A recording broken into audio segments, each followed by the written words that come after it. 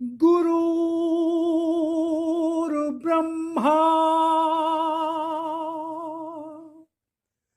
गुरुर्विष्णु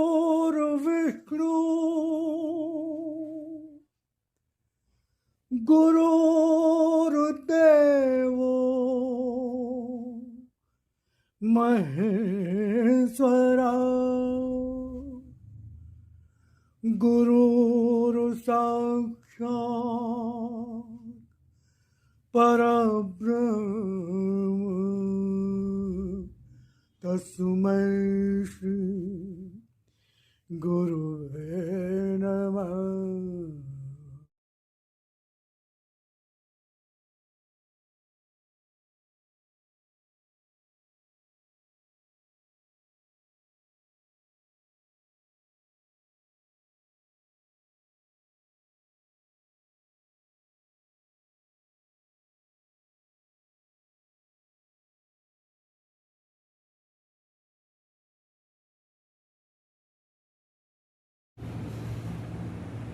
जय राम जी की ओम शिवरी नमस्कार। आशा करता हूँ ईश्वर कृपा से आप सब परिवार से कुशल होंगे। तो आज हम चर्चा करेंगे भगवान की वाणी वचनामृत में चढ़ी दिनांक 26 अगस्त। तो भगवान ने बताया कि भक्ति करने वाले को साधक की बात ही जीना पड़ता। भक्ति करने वाले को साधक की बात ही जीना पड़ता। साधक की बात, साधक। तो पहला क्या बताया भगवान ने कि अगर हमें भक्ति करनी है, भगवान ने एक बात और कही, मैंने भक्ति करने का दबाव किसी पे नहीं डाला, जबरदस्ती नहीं। मन हो करो, मन हो न करो। हाँ, ये जरूर कहा है कि अगर करो तो समझ के करो, जान के करो। देखा देखी करोगे, सुनी सुनाई करोगे तो उसमें नुकसान होगा। भक्ति करने का लाभ नहीं मिलता है, भक्ति करने का भी दंड मिलता है, क्योंकि वो पाखंड हो जाता है। वो क्या हो जाता है? पाखंड हो जाता है। और पाखंड का कभी इनाम मिलता है क्या? पाखंडी को कभी इनाम मिलता है क्या? पाखंडी को कभी इनाम मिलता है क्या?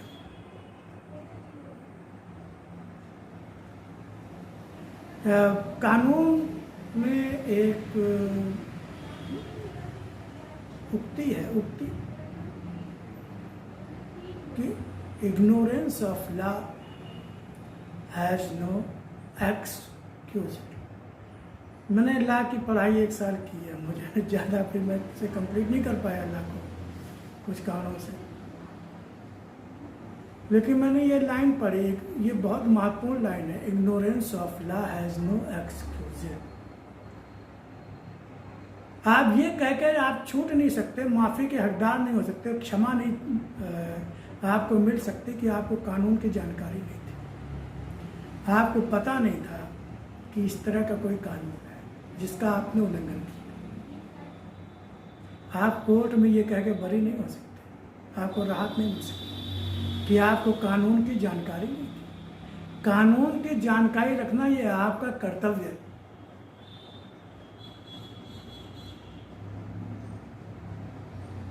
आपका कर्तव्य कानून की जानकारी। ऐसे ही भक्ति कैसी की जाए इसकी जानकारी रखना आपका कर्तव्य है। भगवान ने कैसी भक्ति चाहिए, भगवान के अनुसार। मैं देखिए, भगवान के अनुसार मैं संसार दुनिया ये वो की बात नहीं बता रहा।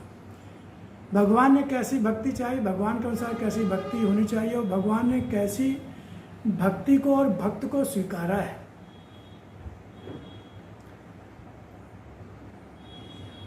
अब आप भक्ति करना चाहते हो तो आप इसको समझो ना, जानो ना। जो सच्चे भक्त हुए, मीरा जी हुई हैं, अर्जुन जी, हनुमान जी, रैदास जी, गुरु नानक देव, कबीरदास जी, तुलसीदास जी, सूरदास जी, जाने कितने भक्त हैं। स्वामी रामकृष्ण परमहंस जी,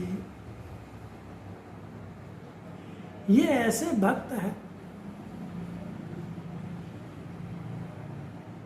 जिनकी भक्ति भगवान ने स्वीकार की, वो भक्त शिरोमणि बन गए।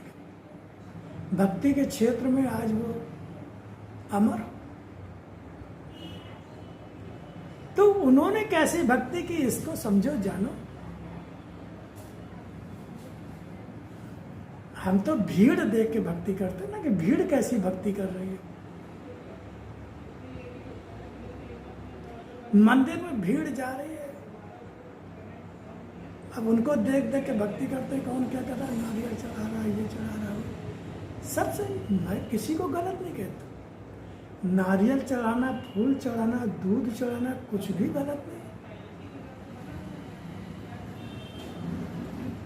करो, ये सब करो, नारियल चढ़ाओ, फूल चढ़ाओ, लेकिन समझ के जान के कि इसके पीछे का विज्ञान क्या है, इसके पीछे का कारण और आधार क्या, भावना कैसी होनी चाहिए, सोच कैसी होनी चाहिए।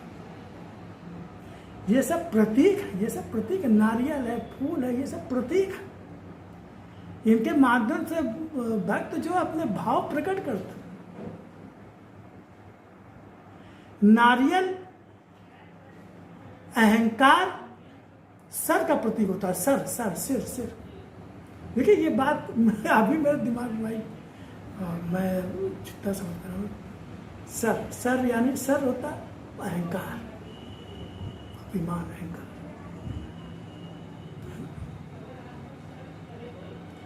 तो जब नारियल समर्पित कर रहे हैं, यानी आप अपना अहंकार, अपना अभिमान, अपना अहम, उसको भगवान के चरणों में सौंप रहे हैं। फूल आपकी भावनाएं हैं, दूध आपकी निर्मल भावना है, निर्मल दूध जैसी शुद्ध निर्मल भावना भगवान को अर्पण। ये प्रतीक है। भगवान को आपके दूध की क्या जरूरत है भाई? मैं किसी की आलोचना, देखिए मैं फिर कह रहा हूं, मैं भगवान शिव को दूध चढ़ाने का विरोध नहीं कर रहा, विरोध नहीं कर रहा ना। ये मत लीजिए साहब आप वो तो विरोध करने लगे, साहब दूध चढ़ाने का विरोध करते हैं, इतने बड़े पंडित हो। विरोध समझ के करो ना भाई। नहीं आप टनों दूध चढ़ा दोगे, आपको कुछ नहीं मिलने वाला। मैं बता रहा हूं, पक्का बता रहा हूं आपको। टनों दूध चढ़ा दो शिवलिंग पे, आपको कुछ नहीं मिलेगा। लेकिन आप समझ के दया करुणा भाव से अपने भाव को दूध जैसा, दुग्ध की तरह श्वेत धवल अर्पण करो, निष्काम निस्वार्थ भाव।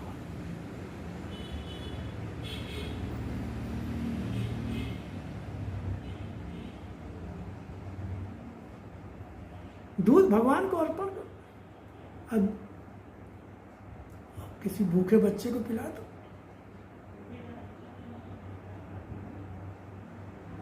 क्या ऐसे बच्चे नहीं है जिनको दूध नहीं मिलता, जो कुपोषण का शिकार है? अगर आप चाहें तो अगल बगल ऐसे लोग मिल सकते हैं।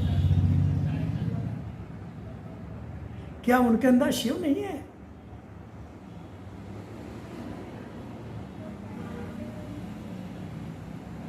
आप चढ़ाओ शिवलिंग पे, पक्का चढ़ाओ, जरूर चढ़ाओ। ये भी तो ध्यान रखना पड़ेगा ना। कण कण में भगवान, सबके अंदर भगवान, सबके अंदर। भगवान ने कहा आत्मवत् सर्वभूतेषु, इसमें सबके ऊपर, सबके अंदर समान रूप से व्याप्त हो, आत्मा रूप में व्याप्त हो। तो क्या वो शिव हमारे आपके सबके अंदर नहीं है? क्या उस बच्चे के अंदर नहीं है जो रो रहा है? क्या वो बीमार बूढ़ा व्यक्ति है जिसको दूध की जरूरत है, वो दूध इसलिए नहीं पी पा रहा है, उसके घर वाले को नहीं, कि वो पैसा नहीं उनको? आप सक्षम, उसके अंदर से उसको प्रणाम करके दे दो ना उसको, मत मुंह से बोलो, अंदर से बोलो प्रभु आप तो इसके अंदर भी हो ना, ग्रहण कर। तो भक्ति जान के समझ के करो। भक्ति करने वाले को साधक की भांति, साधक यानी अपने को साधना पड़ता, अपने शरीर को, मन को, इंद्रियों को, कामनाओं, इच्छाओं को, अपनी जो गलत आदतें हैं, दुर्गुण है, दुर्विचार है, उनको साधो, कंट्रोल करो। साधना मतलब कंट्रोल करना, नियंत्रण करना, अभ्यास करना। अभ्यास करना धीरे धीरे आएगा ना। भक्ति ऐसा तो नहीं हो सकता कि जो मन आया तो खाया पिया, उठा बैठा, सोया, गाया, कुछ भी कर रहा, बस सुबह शाम मंदिर चले गए, हाथ जोड़ लिए, आरती कर लिया, चंदा कर लिया, और फिर कुछ भी खा रहे हैं, कुछ भी बोल रहे हैं, कुछ भी सुन रहे हैं, कुछ भी देख रहे हैं, कुछ भी कर रहे हैं।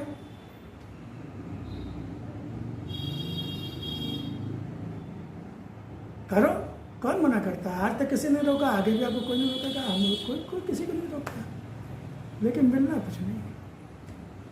अंत में अहंकार और हो जाता है कि हम देखो सुबह शाम मंदिर जाते हैं और ये करते हैं, वो करते हैं, गीता, रामायण, हनुमान चालीसा ये सब पढ़ते हैं, हम इतने बड़े भक्त हैं, तिलक चंदन लगाते हैं, माला पहनते हैं, हमारे इतने सब पैर छूते हैं, इतना सब कुछ होता है, लेकिन फिर जब मन की नहीं होती, स्थितियाँ बिगड़ती हैं, परिस्थितियाँ बिगड़ती हैं, तो बहुत कष्ट होता है। अरे ये हमारे साथ क्यों हुआ, भगवान ने ऐसा क्यों किया हमारे साथ?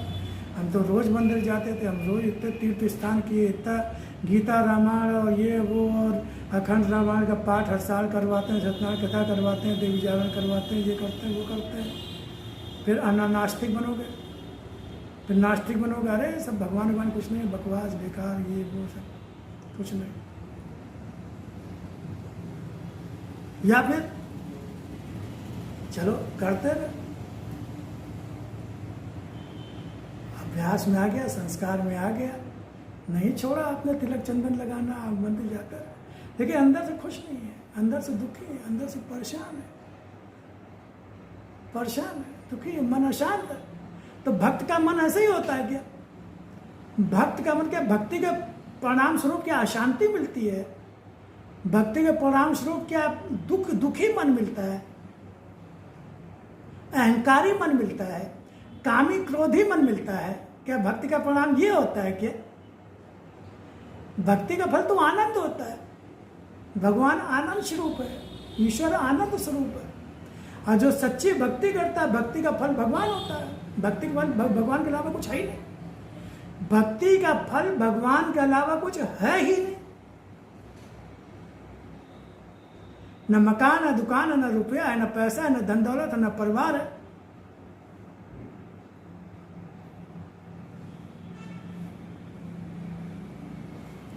भक्ति का फल एकमात्र परमात्मा, एकमात्र परमात्मा।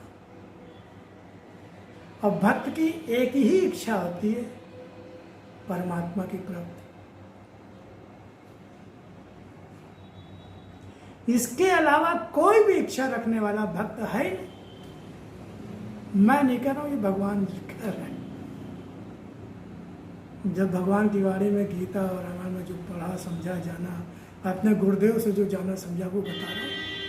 मेरा अपने कोई ज्ञान ही नहीं, मुझे कुछ ज्ञान ही नहीं, मैं अज्ञान ही आदमी, मुझे कुछ पता ही नहीं, मुझे क्या मालूम। जो मैंने गुरुदेव से सुना, जो मैंने भगवान की वाणी में पढ़ा, जो गीता में पढ़ा, जो रामायण में पढ़ा, जो बड़े बड़े साधु संतों से थोड़ा बहुत जो समझ में आया, वो मैं बता रहा हूँ। और जो अनुभव भी करता हूँ, अनुभव भी है मेरा, ऐसा नहीं है सब सुनी सुनाई रटी रही बात। ज़्यादा कुछ अनुभव नहीं है भाई, ज़्यादा मैं ज्ञानी नहीं हूँ, लेकिन अनुभव है।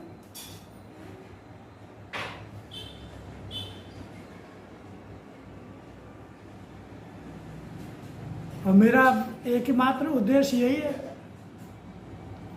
कि जो भगवान से जो ज्ञान मिल रहा है वो आप तक पहुँचाऊँ। तो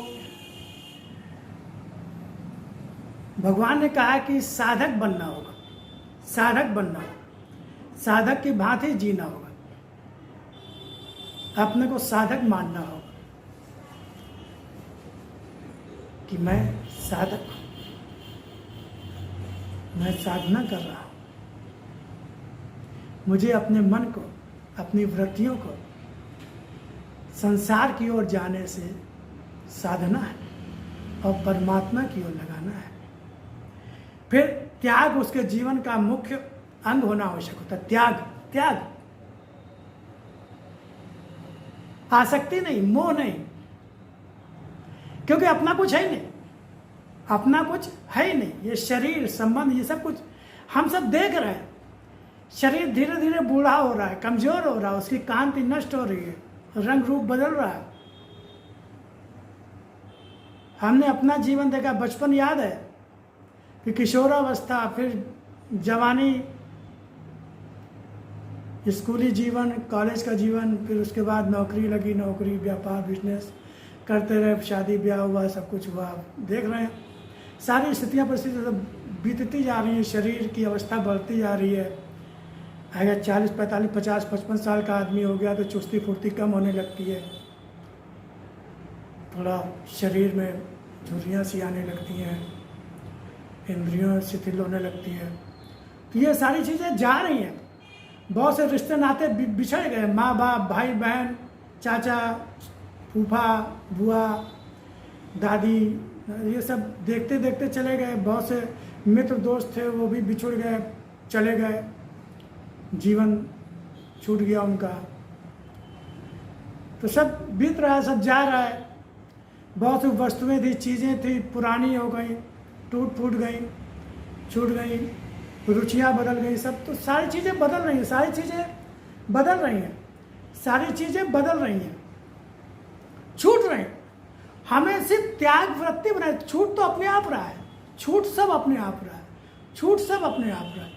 बस उसको पकड़ना नहीं है, उससे मोह नहीं करना, उसको आसक्ति नहीं करना। गड़बड़ी तब होती है जब उसको पकड़ने की कोशिश। संसार का स्वभाव है, प्रकृति का स्वभाव है कि वो कभी स्थिर रह ही नहीं सकता, वो कभी टिक सकता ही नहीं, कभी रुक सकता ही नहीं, वो अपना हो ही नहीं सकता, अपना है ही नहीं,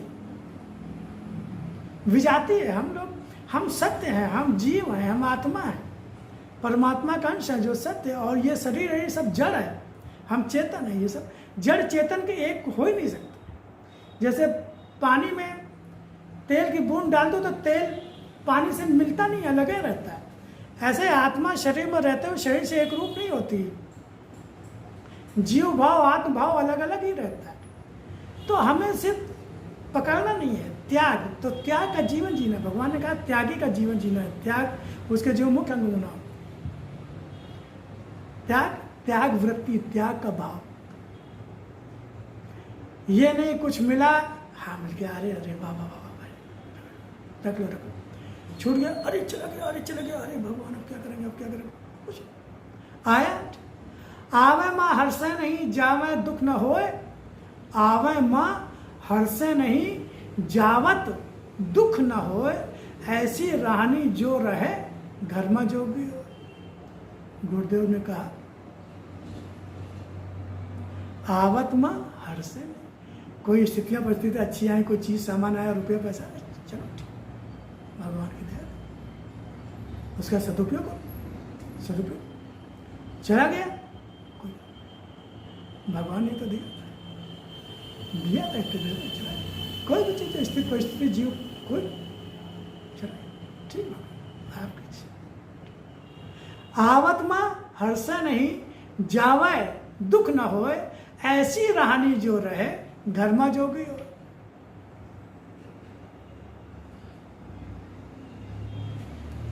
एक प्लेटफॉर्म की तरह, एक प्लेटफॉर्म की तरह। ये जो प्लेटफॉर्म तो रेलवे प्लेटफॉर्म होता है, गाड़ी आती है जाती है, आती है जाती है, लोग आते हैं जाते हैं, प्लेटफॉर्म वहीं का वहीं रहता है, वैसे वैसे ही रहता है, उसको कोई असर नहीं पड़ता।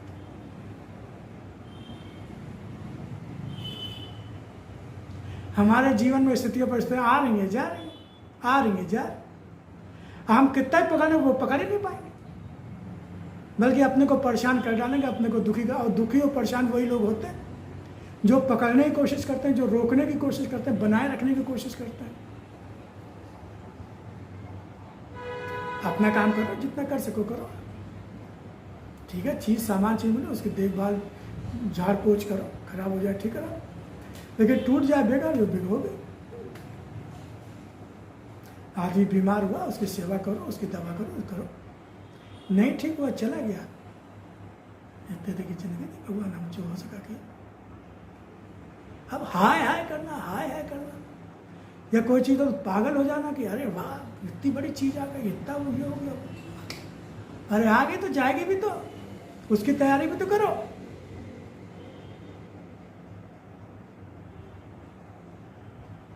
ज्ञान में जीना। तो भगवान ने कहा त्याग उसके जीवन का मुख्य अंग होना आवश्यक होता है। त्याग भक्त के जीवन का मुख्य अंग त्याग होता है। त्याग, क्योंकि भक्त का प्रेम तो भक्त का तो एकमात्र भगवान होता है।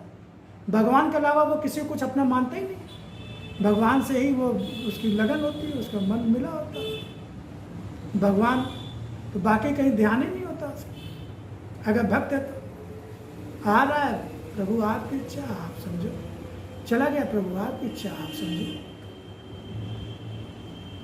हम तो आप त्याग जीवन।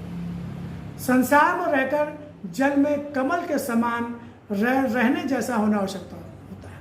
भक्त का जीवन कैसा होना चाहिए? जैसे जल में कमल होता है, तो भक्त का जीवन संसार में वैसे ही होता है जैसे कमल जल में जल के ऊपर होता है,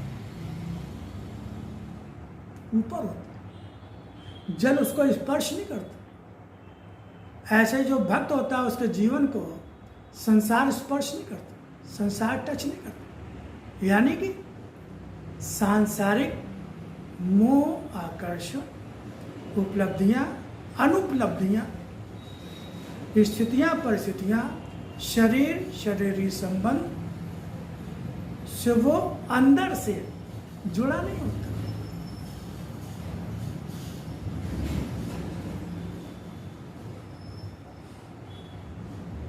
त्याग, ऊपर से तो भाई संसार में हो तो सब काम करना पड़ेंगे ना। बाप हैं, बेटे हैं, पति हैं, कहीं अधिकारी हैं, कहीं कुछ है, कहीं कुछ है, तो वो तो दायित्व तो निभाने होंगे ना। तो भगवान को सौंपते हुए, भगवान का मानते हुए, और सब कुछ भगवान ने ही दिया है। शरीर में शक्ति, बल, सामर्थ्य, सोच समझ जो कुछ भी है, जो भी रुपया पैसा सब भगवान का दिया हो, तो और सब ये सारे सब कुछ भी संसार भी भगवान का। तो भगवान के दिए हुए को संसार की सेवा में लगा। भगवान ने जो कुछ बुद्धि और बल और शक्ति, रुपया पैसा, धन दौलत, समझ, बुद्धि, नौकरी चाकरी, व्यापार जो कुछ दिया है वो संसार की सेवा में लगा। परिवार भी संसार का ही हिस्सा है, शरीर भी संसार का हिस्सा, सब लगाओ। रिश्ते नाते संबंध सब अपना न मानो, मान्यता का ही तो खेल है, मान्यता का ही तो खेल है। मारा तो अर्जुन ने भी हजारों को, महाभारत हुई, अर्जुन ने मारा कि नहीं मारा?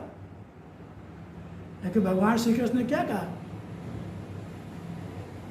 कि तुम कौन होते हो मारने वाले? तुम कौन होते हो मारने वाले? तुम तो खाली माध्यम हो, मार तुम्हें पहले ही चुका। यानी तुम्हें तो एक तरह से मरे हुए को मारना है, मरे हुए को मारना है। तुम्हें तो एक्टिंग करनी है, खाली एक्टिंग करनी है। कर तो सब मैं ही रहा हूं, क्योंकि तुम्हारे पास जो भी है सब कुछ मेरा ही दिया हुआ, तो मेरे ही दिया हुआ। तो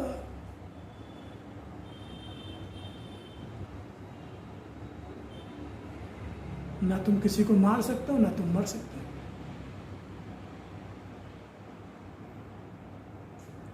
तो कहने का मतलब क्या है? संसार में रहकर जल में कमल के समान रहने जैसा होना आवश्यक होता है। त्याग उसके जीवन का, भक्त के जीवन का प्रमुख अंग होता है और उसे साधक की भांति ही जीना पड़ता है। तो इन सब चीज़ों का हमें ध्यान रखना है कि अलिप्त होकर, निर्लिप्त होकर, निष्काम होकर सब कुछ भगवान को सौंपते हुए, सब कुछ भगवान का मानते हुए भगवान के लिए करना है। ओम शिवाय। जय